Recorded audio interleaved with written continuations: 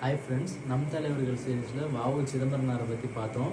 Previous year கொஷின்ஸில் டிஎன்பிஎஸ்சியில் அவரை பற்றி கேட்ட கேள்விகளை பற்றி இந்த வீடியோவில் பார்ப்போம். வாவு சிதம்பரனார் எழுதியது அல்லாத நூல் எது? அவங்க ஒரு 4 நூல்கள் கொடுத்து அதில் வாவு சிதம்பரனார் எழுதாத நூல் எதுன்னு கேட்பாங்க.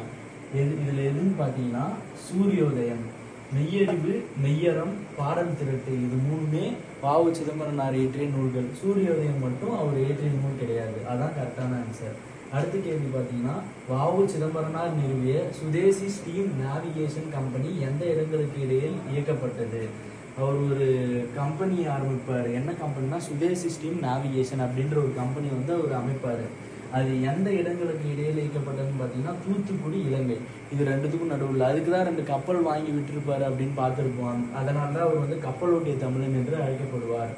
வாவு சிதம்பரனார் இழுத்த செக்கு எங்கு உள்ளது அப்படின்னு கேட்பாங்க. அவர் கோவை சிறையில் அடைச்சிருப்பாங்க. அப்போ அவர் எண்ணெய் செக்கு இழுக்க வைக்கப்பட்டார். அப்போ அந்த செக்கு இப்போ எங்க இருக்குன்னு பார்த்தீங்கன்னா தூத்துக்குடி.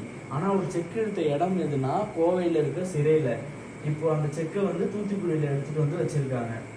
அடுத்த கேள்வி பார்த்தீங்கன்னா, வாவு சிதம்பரனார் எந்த காரணத்திற்காக சிறைவாசம் அனுபவித்தார் அப்படின்னு பார்த்தீங்கன்னா சுதேசி இயக்கத்தில் பங்கு பெற்றது. சுதேசி இயக்கத்தில் பங்கு பெற்றது மட்டும் இல்லாமல் ஆங்கிலேய அரசை எதிர்த்து நிறைய பிளான் பண்ணுறது, அப்புறம் பார்த்தீங்கன்னா பொதுமக்களை விடுதலைக்கு தூண்டுனதுக்காக வாவு சிதம்பரனார் சிறைவாசம் அனுபவித்தார்.